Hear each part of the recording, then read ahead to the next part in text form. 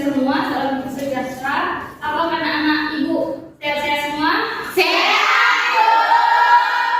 Baik, sebelum memulai pelajaran pada sore hari ini, alangkah baiknya kita akan memulainya dengan berdoa terlebih dahulu. Jadi ibu mohon kepada Dwi untuk bawa doa untuk memulai pembelajaran hari ini. Baiklah teman-teman, sebelum kita belajar ada lagi kita berdoa untuk agama dan percaya kita masing-masing. Berdoa dimulai. Amin. Berdoa selesai. Baik, Kertanis, apakah ada teman kita yang tidak hadir pada hari ini? Ada Bu, Ferry Bu. Alasannya sakit kah atau Sakit Bu. sakit ya? Tadi sudah datang. Ada Bu, ada dokternya. Oke, nanti jangan lupa direkap ya. Oke Ibu. Baik, untuk hari ini kita akan masuk ke dalam materi memahami bisnis retail. Nah, ada pun yang akan dibahas pada hari ini yaitu yang pertama struktur dasar bisnis retail, yang kedua yaitu jenis bisnis retail, dan yang ketiga tujuan, fungsi dan peran bisnis retail, dan yang keempat faktor penentu bisnis retail.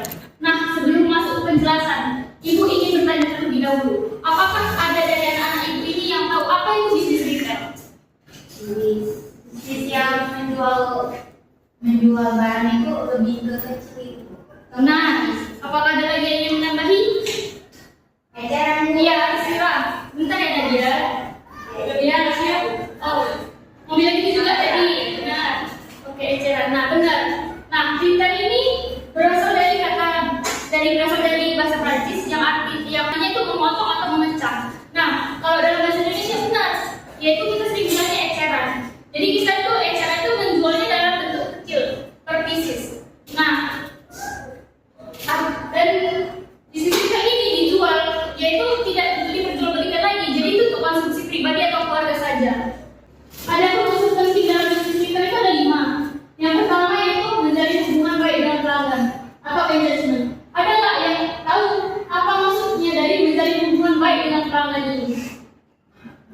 Pak warung itu lah biasanya kan dia menjual persis. Nah, kalau warung itu kan otomatis dia face to face kan. Ya. Jadi dia harus menjalani apa hubungannya baik. Kalau misalnya dia hubungannya tidak baik atau buruk, otomatis pembelinya ini nggak akan mau beli lagi ketemu dia. Benar.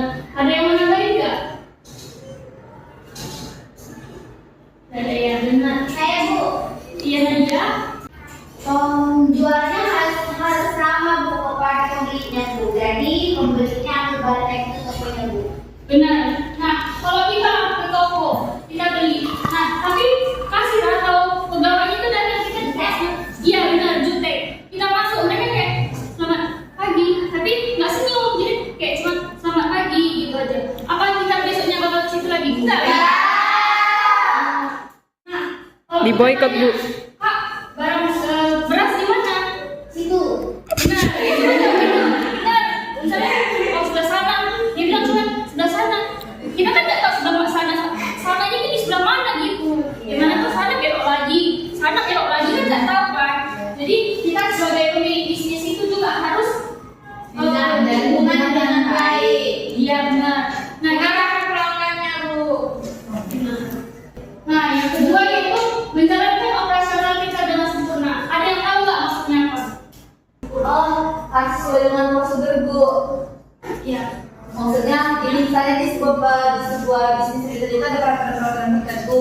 Jadi setiap entah itu karyawan atau pemiliknya harus menjalankan proses-proses atau peraturan tersebut. Supaya kan juga bisnis kita juga bagus Bu, berjalan lancar. Masa itu juga ada hubungannya juga dengan pelanggan dan dapat feedback. Benar. Nah, kayak yang dibilang teman kita tadi, menjalankan operasional retail dengan sempurna. Ini juga bahkan dimulai dengan hal terkecil, di mana kita tidak membiarkan display barang itu kosong.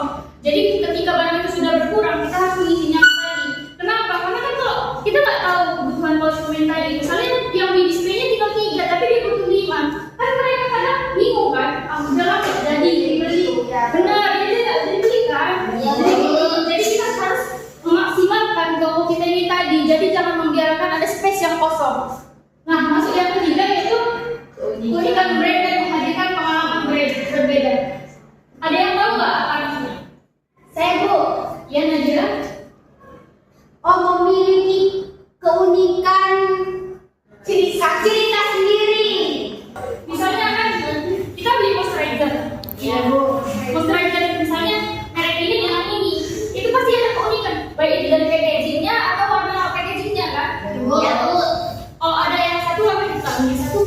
pergi pokoknya beli yang mana? Yang ini.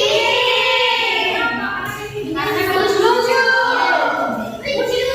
Yes, jadi kalau kita punya brand itu jangan membuat brand itu warnanya hitam putih karena nggak bagus. Kenapa? Karena itu tidak menarik bagi konsumen. Dan yang kedua itu manfaatnya. Kita akan beli barang itu sesuai manfaatnya. Jadi kita sebagai pemilik brand tadi harus menyesuaikan tren pasar. Nah, yang keempat yaitu ada peduli terhadap proses. Ada yang ketiga apa peduli terhadap proses tadi? Oh saya Bu, Apa tadi? kita harus menikmati prosesnya Bu dari awal hingga akhir. Kita jangan malas banget Bu. Kalau misalnya nggak ada yang beli Bu, kita harus tetap jualan Bu. Benar ya, dalam peduli terhadap proses. Jadi kita itu tidak kasih kelonggaran sedikit pun. Jangan lesu ketika kita merasa oh ini lagi kurang laku kayak gini. Tapi kita harus berinovasi lagi, berinovasi kayak mana lebih biar barang kita tadi bisa dikenal pasar, bisa ditahu orang banyak.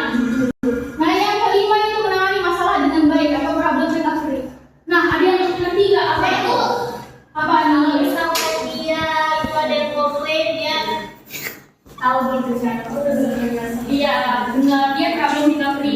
Jadi kita harus menangani masalah dengan konsumen kita tadi dengan baik. Jangan terus kita jutek.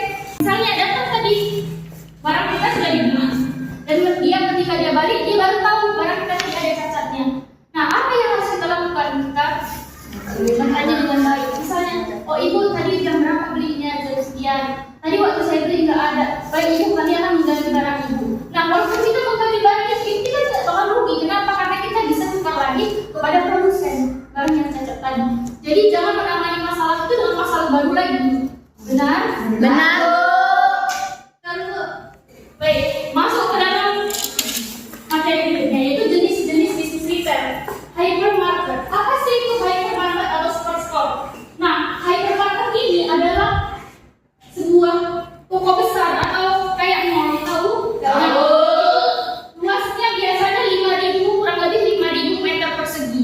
Dan ini hypermarket dia akan menjual baik itu barang dari barang sekunder, primer atau tersier. Jadi dia semua ada. Ada yang tahu nggak apa ini contoh dari toko hypermarket ini? Oke, satu-satu dari sebelah sana. Resi, Carrefour Bu. nah, Carrefour ada yang lain nggak? Bu, saya Bu. Apa ini? Molo. Nah, Center Point Bu. masuk. Nah, masuk ke yang kedua yaitu supermarket. Apa sih bedanya supermarket dengan hypermarket? Ini ada yang tahu nggak? Hypermarket kan besar. Benar, itu udah pasti. Biasanya kalau hypermarket itu nggak hanya menjual misalnya ya, kalau supermarket itu biasanya makanan, lain-lain kan. Iya. Kalau hypermarket itu dia menjual makanan bajunya, ada pokoknya lengkap lah semua peralatan itu ada.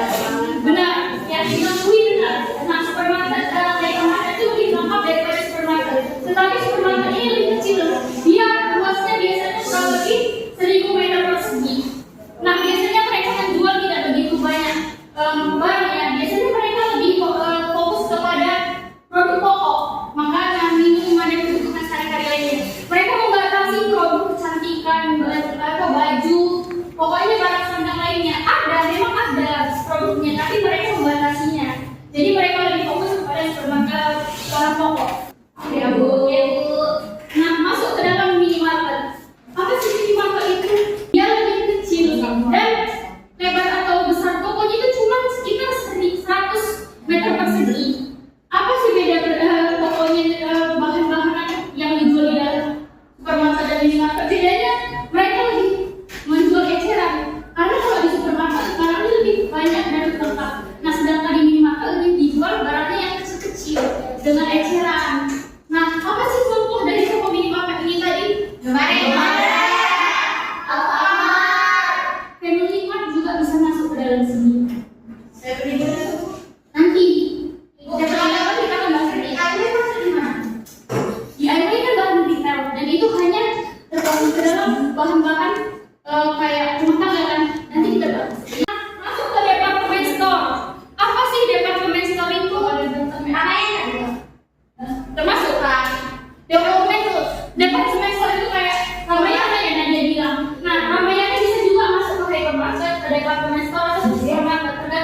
pasarnya. Kalau Sudia Bu, Tujuannya bisa masuk dalam supermarket ini tadi. udah nanti tanya. Nah, apa sih arti department store ini tadi? Department store ini dia hanya menjual barang sandang. Apa sih barang sandang itu? Yang kita gunakan tuh. Benar, yang biasa kita gunakan itu cuma kayak bentuknya baju, topi, celana, sepatu. Apa sih? Benar. Apa sih contoh department store ini tadi? Apa? Operasi ya? Apa? Gopek. Department store ini biasanya di dalam mall.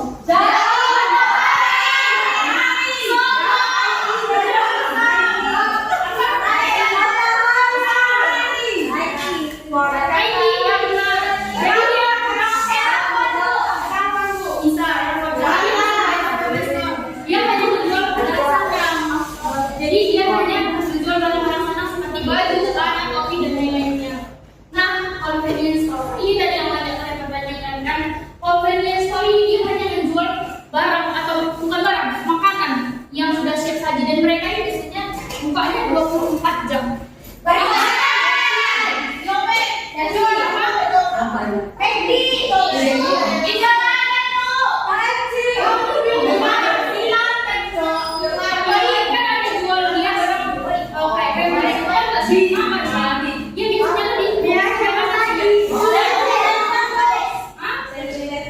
Benar, saya penilaian masuk. Jadi dia menyediakan wifi di mana kita bisa nongkrong di tempatnya. Nah, kalau di tempat belum semua punya tempat duduk kan? Benar, belum semua kita bisa akses wifi-nya. Yang sedangkan convenience store ini dia menyediakan tempat duduk serta wifi yang bisa kita gunakan. Jadi kita bisa nongkrong. Contohnya Lawson, tahu nggak Lawson? Benar yang disampaikan tadi. Iya, 7-Eleven, Family Mart juga tadi bisa kan? Bisa?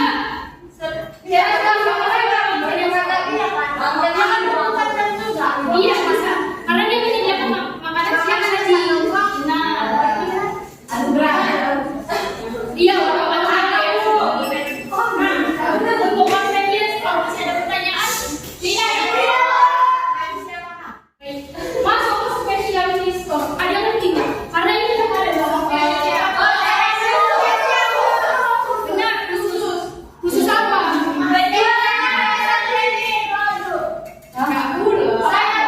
Hanya menjual satu jenis produk. Benar sekali. Dia hanya menjual satu jenis produk. Misalnya, kalau dia jual obat ya obat aja, kacamata ya kacamata. Benar. Ada media. Nah, betul.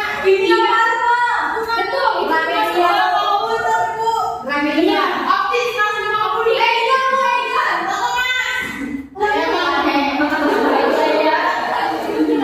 Jadi bagi bisnis retail ini apakah masih ada yang dipertanyakan? Iya.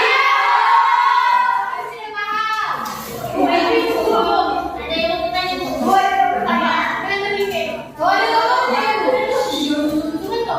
Gimana? Tapi kan masuk ke dalam jenis vitamin untuk anak.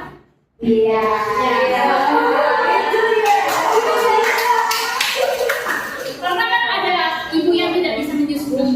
Jadi untuk mencukupi nutrisinya, mereka menjual susu dan susu diberikan kepada bayi itu kan buat kenyang bayi tadi. Jadi itu bisa menjadi nutrisi di badan si bayi. Jadi memang Bapak benar kan?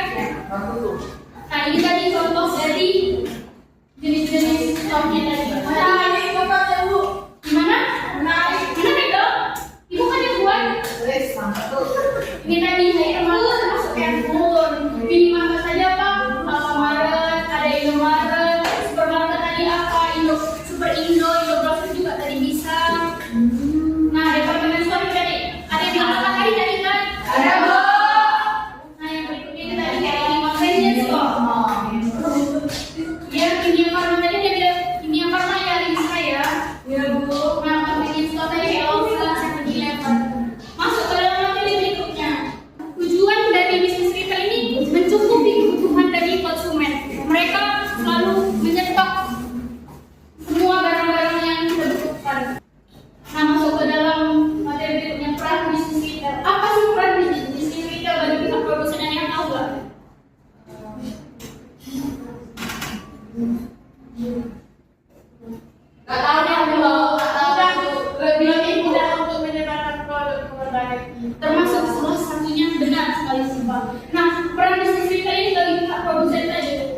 Retail ini kan menyalurkan barang.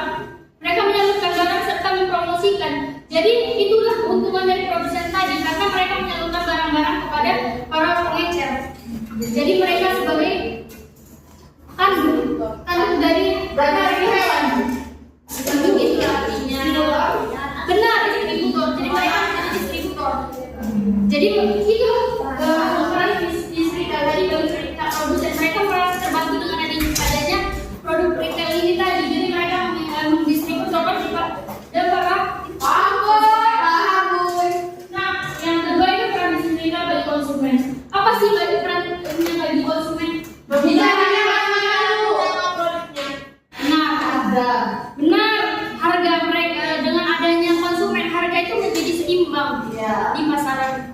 Nah, selain itu, karena adanya pihak konsumen ini, jadi ada pembuatan produk terus menerus. Itu juga berfungsi untuk karyawan-karyawan yang ada di perusahaan-perusahaan tadi. Jadi kita tidak memutus pendapatan dan pencarian mereka. Ya bu. Materi hari ini sampai di sini. Bu akan bagikan kelompok untuk memberikan tugas di pertemuan berikutnya. Jadi dibagi 4 kelompok ya. Kelompok 1, 2, 3, 4. Baik, nah tugasnya adalah yang pertama. Apa sih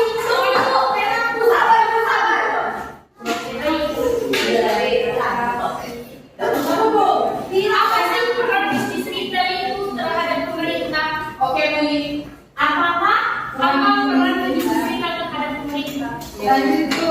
Dan yang kedua, apa sih menurut kalian bisnis retail atau toko yang dari 5 jenis bisnis retail tadi?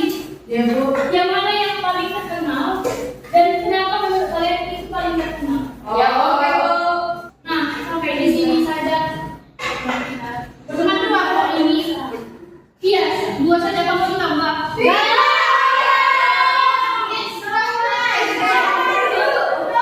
kita masuk ke dalam kesimpulan di mana bisnis retail ini tadi melibatkan penjualan dan layanan kepada konsumen atau kebutuhan pribadi atau keluarga. Dengan 5 unsur penting tadi yang pelanggan, operasional yang baik, pengalaman berikutnya, kecepatan proses dan penanganan masalah. Dan jenis-jenis retail yang ada di Indonesia adalah hypermarket, data-based, supermarket, minimarket, serta convenience store dan specialty store. Nah, retail ini memiliki fungsi penting yaitu menyediakan produk, menyimpan persediaan, memberikan layanan dan meningkatkan nilai produk. Dengan keberhasilan dipengaruhi oleh faktor produksi, lokasi harga, promosi, suasana toko dan kebijakan pemerintah. Jadi sampai di sini apakah ada yang ingin dipertanyakan? Tidak ada. Paham bu? Bu kami mau kasih bu. Kami ada ujian. Bu yang udah nikah bu. Udah, berdua lah saya. Nah, sebelum mengakhiri pertemuan kita hari ini, ada alangkah baiknya kita menutupnya dengan berdoa. Dwi bawa kembali doa untuk penutup hari ini. Ini ya teman-teman, sebelum kita mengakhiri pembelajaran kita pada pagi hari ini, alangkah baiknya kita berdoa untuk agama dan percaya kita masing-masing. Berdoa dimulai. Berdoa selesai. Baik, sekian dan terima kasih untuk pertemuan kita hari ini. Berharap kalian pulang dengan hati-hati dan kalau udah sampai di rumah, ya udah jangan kemana-mana lagi. Oke.